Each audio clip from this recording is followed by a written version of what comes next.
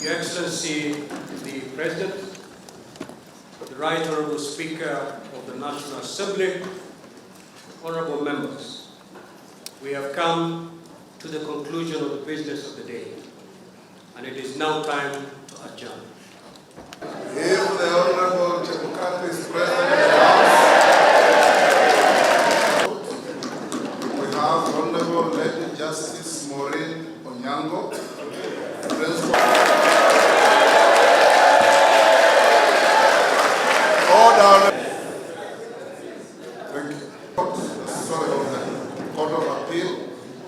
We have household traders, the hawkers, the mama-bogas, explain policy and answer questions on the floor of the House to enhance our administration that is open in all wards of each constituency and all counties in every region deserves the bipartisan support of this House on the judiciary. Honourable members, mandatory systems of checks and balances. Making sure that we all fold our sleeves and get to work. Because we have fathered this nation. One significant intervention is the resolve to abandon consumption subsidies in Moses Tanga, EDH MP. Here is to take necessary measures to create an enabling environment path to wealth through saving and investment.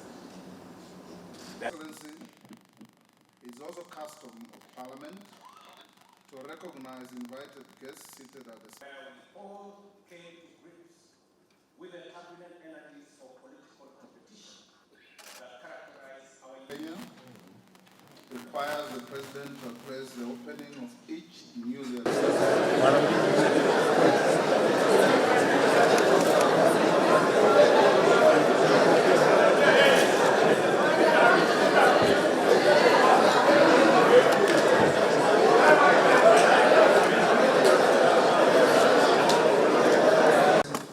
Please address the joint sitting of the Houses of Parliament.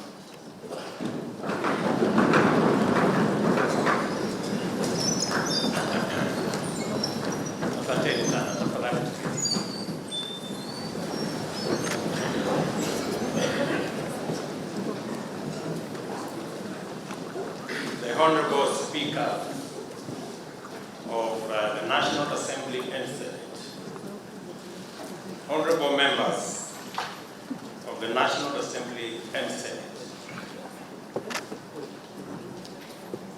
by the grace of God, it is my pleasure to address this inaugural session of the 13th Parliament following the August 9 general elections. It is important to note that we have made very positive progress. This Parliament has recorded the highest number of re-elected members of Parliament ever.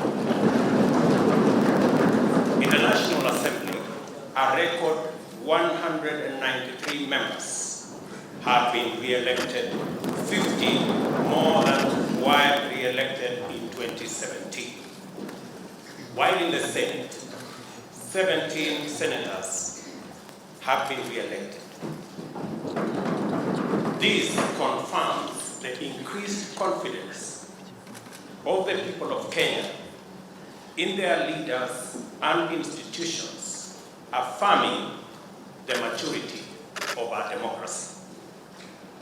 Another milestone is the election of women legislators elected into single-member constituencies.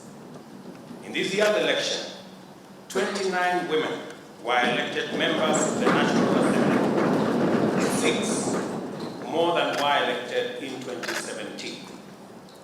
This is a manifestation of the growing confidence in the contribution of women leadership in decision-making, in our governance, and in our political institutions. I am certain that this positive trend will continue into the future. It is also instructive that the same confidence in Parliament has been shown in the executive. In 2013, the President was elected with at least 25% of voters in 30 counties, 34 counties in 2017, and 39 counties in the just elections. Again, further demonstrating the deepening pluralism and inclusivity of our democracy. I therefore take this special opportunity to congratulate all of you on your election in the last general election and the subsequent nominations of our nominated members of Parliament. The confidence demonstrated by Kenyans in us and our institutions should inspire us to raise the bar in our service to the nation and accountability to the electorate.